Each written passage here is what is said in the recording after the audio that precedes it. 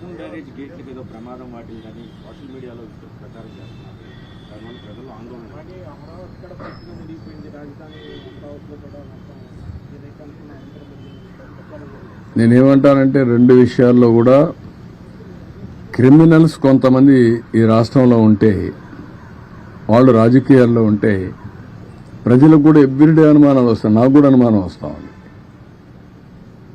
2 బోట్లు వచ్చే చూశాను, ఎక్కడి నుంచి వచ్చే తెలియదు, వచ్చి నేరుగా ప్రకాశం బ్యారేజ్ని ఢీకొన్నాయి.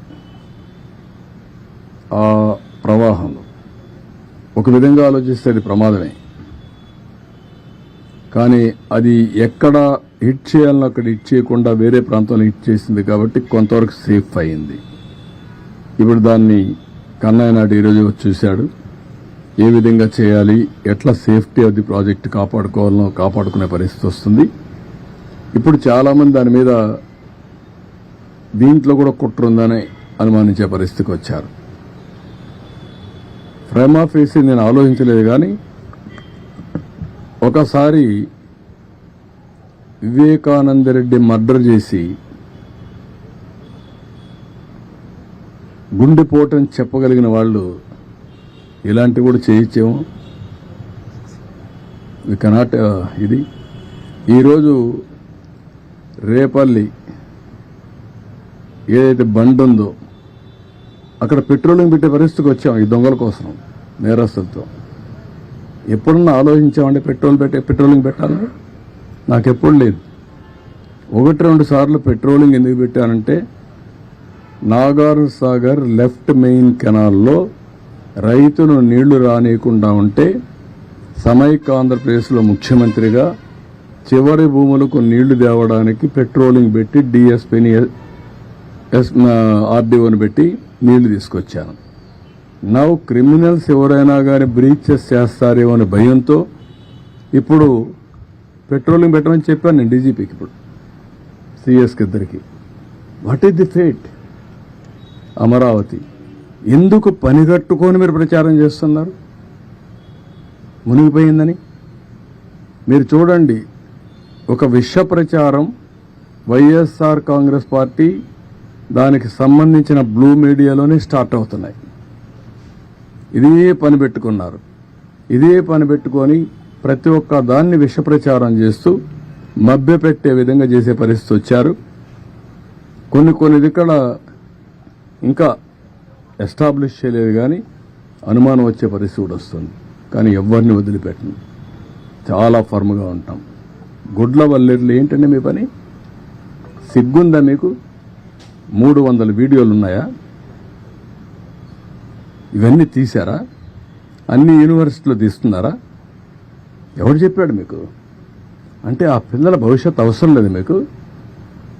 ఓసారి అక్కడ జరిగిన సంఘటన పట్ల పిల్లలు ఆవేశంగా ఉన్నారు.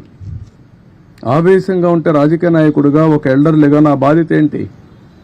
ఆ పిల్లల్ని మెప్పించి ఏం జరిగిందో జరగలేదో అన్ని ఎస్టాబ్లిష్ చేసి, జరిగితే కఠినంగా శిక్షించి, జరగకపోతే జరగలేదని చెప్పి వాళ్ళల్లో మనోధైర్యాన్ని నింపవలసిన మేము 300 వీడియోలు తీసేశారని చెప్పి ఆ 300 వీడియోలు ఉన్నాయని దేశమంతా పంపించి డిగ్నిఫైడ్గా ఉండే ఇన్ఫ్లుయెన్సర్ కూడా పెట్టిస్తారా మీరు? ఏమనుకుంటున్నారు మీరు? ఒళ్ళు దగ్గర పెట్టుకోవాలా. ఆడపిల్ల శీలాన్ని లెక్కలేని విధంగా మీ ఒక్కొక్కరు మనం చూస్తున్న ఆ పార్టీలో ఎలాంటి చరిత్రహీనులు ఉన్నారు. ఆడబిడ్డల పట్ల ఎంత దారుణంగా ప్రవర్తించే ఉన్నారు మనం చూసాం. కనీసం వాళ్ళపైన యాక్షన్ తీసుకోకుండా ఏమీ లేనిది ఇక్కడ నెపమేసి ఆడబిడ్డల భవిష్యత్తుని అంధకారంలో పెట్టే పరిస్థితికి వస్తున్నారు. కబద్దారు గుర్తుపెట్టుకోండి. అందుకే నేను ఒక టాప్ లెవెల్ ఎక్స్పర్ట్స్ కమిటీ వేశాను, పోలీస్ ఆఫీసర్లు వేశాను. నిగ్గుదేలుస్తాం. అది నిగ్గుదేల్చడమే కాదు, ఆ తర్వాత ఇలాంటి తప్పుడు కేసులు పెట్టిన వాళ్ళు కూడా నోటీసులు ఇచ్చేంజ్ చేయాలో చేస్తాం.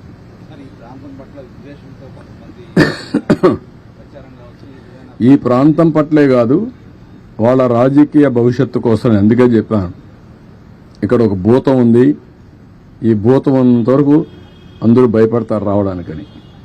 అలాంటి భూతమే అతను, ఆ పార్టీ. ఇది మంచిది కాదు.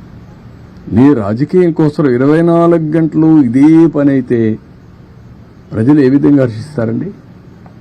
ఏ రాజకీయ నాయకుడైనా చేయాల్సింది ప్రజాహితం కోసం పనిచేయాలి, ప్రజల్ని ఎంపవర్ చేయాలి, తద్వారా రాజకీయ లబ్ధి పొందాలని ఆలోచించాలి తప్ప సమాజం ఏమైపోయినా పర్వాలేదు, అమరావతి రాకపోయినా పర్వాలేదు, ఇండస్ట్రీస్ లేకపోయినా పర్వాలేదు, ఆడబిడ్డలు ఏమైనా పర్వాలేదు అనే దరిద్రమైన రాజకీయం చేయడం కరెక్ట్ కాదు.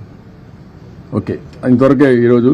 ఎందుకంటే రేపు నాకు ముఖ్యంగా వరదలు దాని మీదనే మాట్లాడదాం. అతను చెప్పాడు కాబట్టి ఇవన్నీ చెప్పాల్సి వచ్చింది. Otherwise this is not the time.